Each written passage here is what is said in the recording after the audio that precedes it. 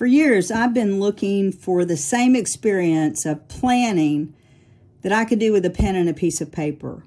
And now with the new technology that's available for digital daily planning, I'm able to have that same experience of using a single sheet of paper, and in this case, I'm using a 12.9-inch iPad and the second generation Apple Pencil.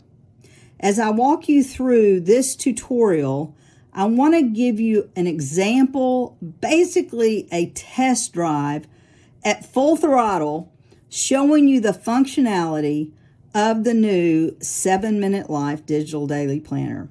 So I'm going to crank on some music. I'm just going to begin to click away. If this looks like something that you're really interested in, then I want you to watch the next video after you purchase your copy of the 7-Minute Life Digital Daily Planner. So let's go.